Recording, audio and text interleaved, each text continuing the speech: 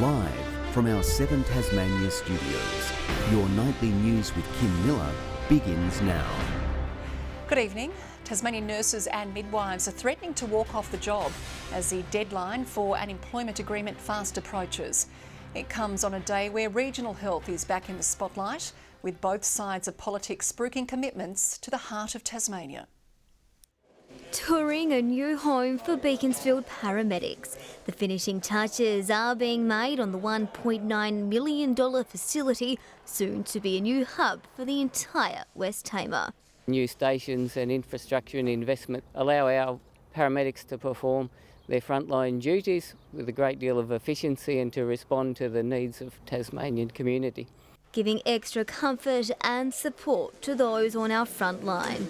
A crucial investment to upgrade facilities to support our hard-working paramedics. Labor also out today promising to upgrade Campbelltown Health Services, bringing more services closer to home.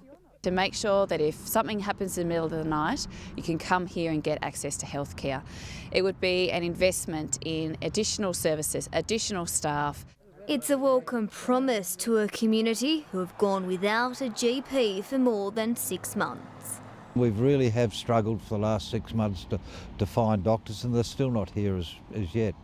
It's very critical stage in rural areas of Tasmania. Late this afternoon, the government announced its agreement with Ocker Health will continue, with the provider committing to establishing a private practice within the next 3 months. These commitments yet to be fulfilled as unions call for a focus on more pressing issues. Nurses and midwives say they're being left in the dark with a pay offer deadline looming.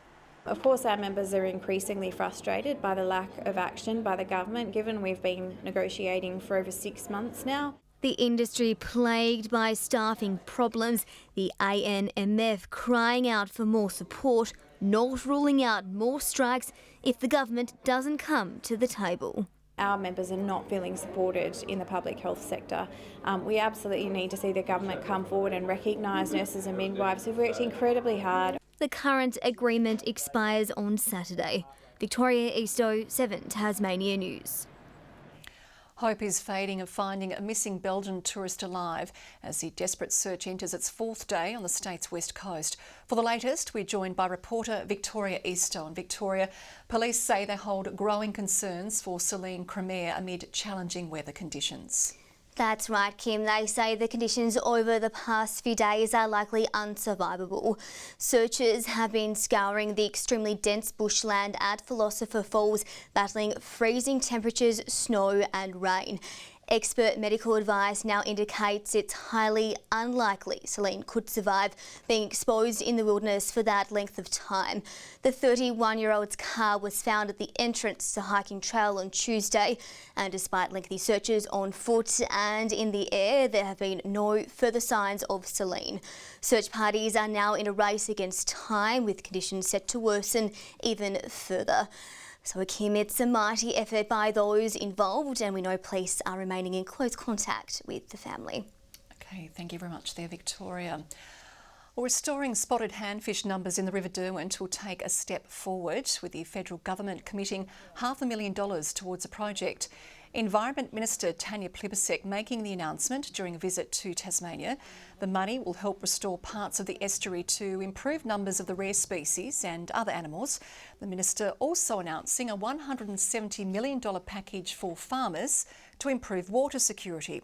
It will fund the construction of new pipelines and pumping stations, capturing an extra 40 gigalitres of water a year.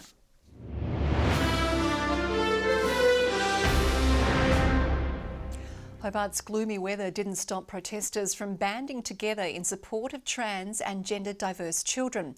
The group, holding colourful balloons and homemade signs out to commuters on the Brooker Highway, just metres away from an LGB Tasmania billboard. The electronic sign wasn't on today, but usually reads that kids be kids, as part of a campaign discouraging schools from helping students change names, pronouns and uniforms. The Premier has praised the local tourism industry after new figures show the sector has gone beyond pre-pandemic levels. The latest Tasmanian tourism survey has revealed visitors spent nearly $4 billion in the year to March. That figure is 59% higher compared to March 2019, before the beginning of the pandemic. The number of nights spent in the state rose by 16%. Testament to the product offering. But also what's important is the yield as well. And so while we've got the numbers back, we also have people coming to Tasmania and spending more dollars. International tourist numbers are still recovering though. 142,000 visited in the year to March, around half pre-pandemic levels. The public is being invited to give their feedback on a proposed facelift for one of Hobart's most cherished bushland parks. The new Waterworks Reserve Draft Master Plan features a number of upgrades, including new tracks and barbecue areas, nature-based play spaces and a visitors hub.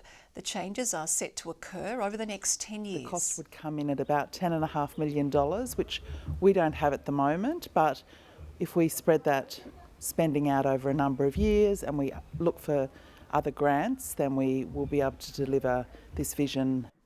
Tasmanians can view the plan and give their feedback via the Your Say Hobart website until July 23. And 4 Tasmanians are heading to Canada to represent the nation at the World Underwater Rugby Championships. Combining the game they play in heaven with water polo, the sport challenges both breathing skills and physical strength. Taking Tasmanian sport to new highs below the surface. For both Nick Hill and Scott Phillip, playing underwater rugby for the Tasmanian convicts is more than a game. The thing that makes me come back is the community. It's a great group of people to play with, sort of from all walks of life. So it's like silent, anti-gravity space wrestling. Played in pools as deep as 5 metres. Teams of 6 look to score while managing breathing and quick changing substitutes. The gameplay similar to water polo, but with even more physicality. You need fitness, you need speed, you need strength, and you need the skill to be able to move. You're not allowed to kick or punch or grab gear, but in terms of grabbing arms, legs, pulling, pushing, if you have the ball, it's all on. The duo will next month take the plunge at the World Championships in Canada. They and 2 Tasmanian women have been selected to represent Australia. The fact that we've got 15 men, 15 women, and 4 in total across the 30 are Tasmanian, we're definitely punching above our weight. Scott also scoring the honour of captaining his country. Both pleased to be putting Tasmania on the map. All my skills are down to this club and the training and development I've gotten from the players here, so I'm massively indebted to them. This is the 3rd time Australia has made the World Championships, with Scott part of all 3 squads. He's hoping they can continue making waves in the sport. And we're going to push past that halfway mark and into the top tier. The event begins in Montreal on July 9. John Hunt, 7 Tasmania News. 18 interstate runners braved a cold Launceston morning to take part in the annual Bravehearts Marathon. They were joined by 30 locals for day 4 of the event, which sees participants run a gruelling 7 marathons across 7 states in 7 days. This morning was really fresh to start off, but then when the sun came out it was absolutely stunning, and I think that makes a huge difference as well to your running, just being in such a beautiful location. The challenge kicked off in Perth last weekend and finishes on the Gold Coast on Sunday. Organisers hope to raise more than $250,000. It's no surprise our nurses have been and are under pressure, especially with the challenges post-COVID. The union's annual delegates event is underway in Hobart. The 2-day conference brings together guest speakers, workers and politicians. COVID and the impact the virus has had, one of the key topics. A great opportunity for networking and obviously for our members to come together and be able to network and also talk to their colleagues about some of the challenges that COVID has presented. The state's top nurses and midwives will also be recognised at a gala dinner that's being held later tonight. More Tasmanian women are being empowered to enter the workforce, with Dress for Success opening a pop-up boutique at the Launceston Library. The charity taking the dressing room to the north, helping to break down barriers so local women can look and feel their best.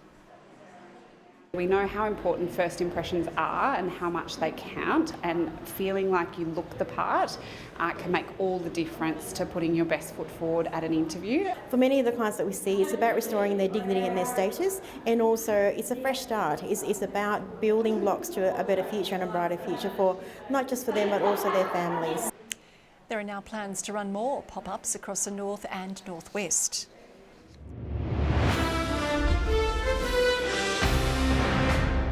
Tasmania's AFL licence has inspired players to fight for a spot in Saturday's state team against Queensland, according to the side's captains announced today. While fans hungry to see the Map Guernsey in all its glory are also buoyed, planning to flood North Hobart with support.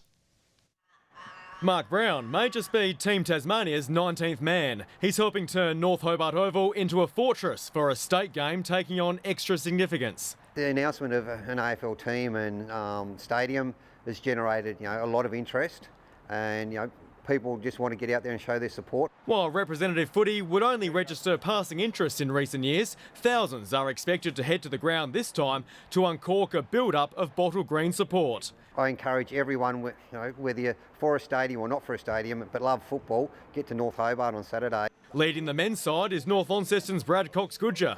Especially this year with all the hype around Tasmania and Tasmanian football, it's a huge honour and something I won't take lightly, that's for sure.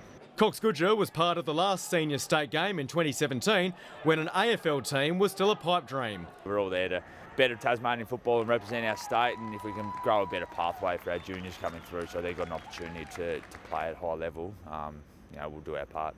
While Clarissa's Jacinta Limbrick will lead the women's side and relishes the pressure. 2016 was the last state game, so it's been a very long time coming, so everyone should be very proud, very honoured, very privileged to wear this Guernsey on Saturday. While the two states have decades of football rivalry, a good mark, Brendan Gale. Only now is Tasmania set to be on par with its own team at the highest level. Oh, what a mark! Great grab. Former St Kilda and North Launceston player Phil Stevens will be inducted into AFL Tasmania's Hall of Fame next month. While a legend of coastal football, the late Max Hardacre, will also receive the honour. Max played more than 600 games for Wesley Vale, Chudley, Sprayton and East Devonport, where he lined up alongside Darryl Baldock. The reason he lasted such a long time with football was the fact that he had the fire in the belly to do well. It was like a who's who of football on a Friday night at the Hardacre household. It was just a great feeling, especially when you're a kid and you're looking up to these guys. Max also represented the North West Football Union 17 times, including in a charity match against Melbourne.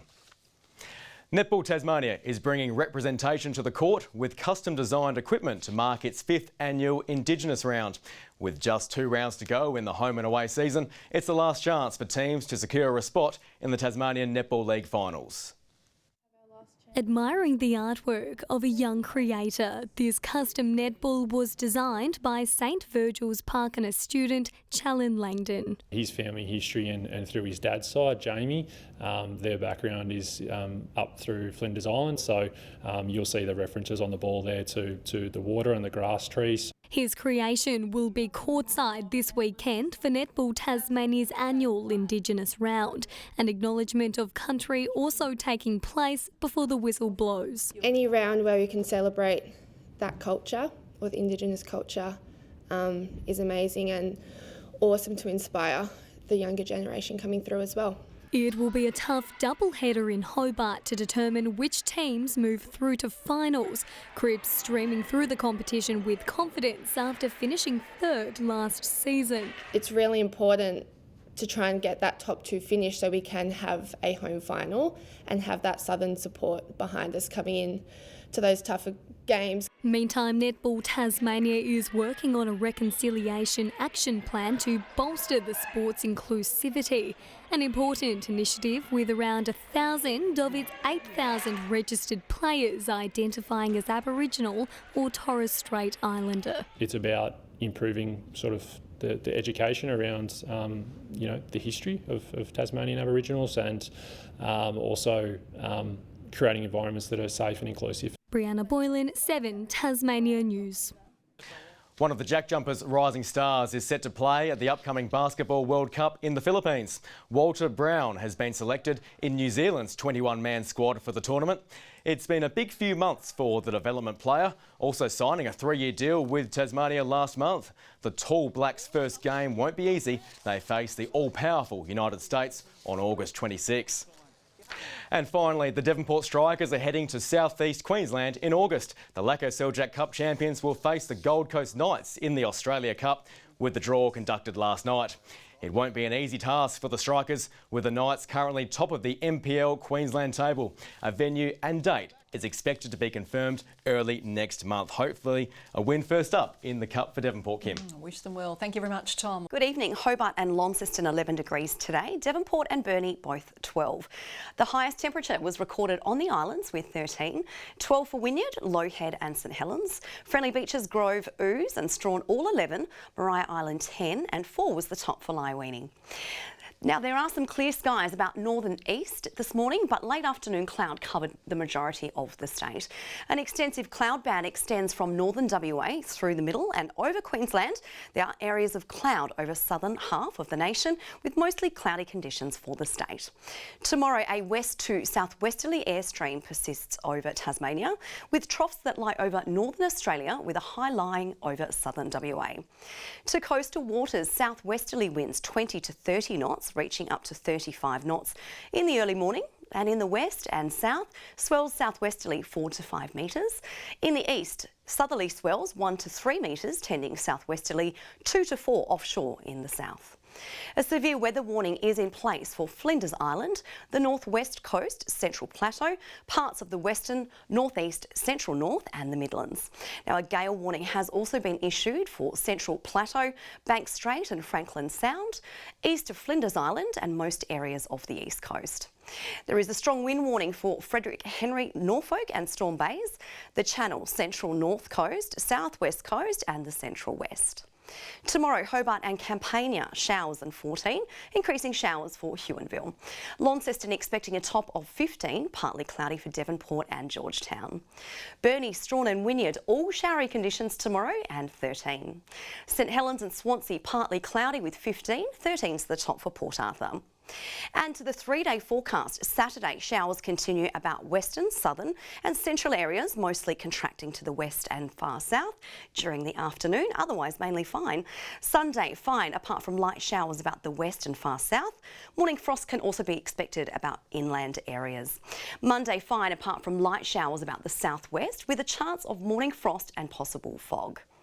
And to the mainland tomorrow, Perth, sunny 17 degrees, a lovely 32 in Darwin, Sydney 18 and a shower or 2 for Melbourne.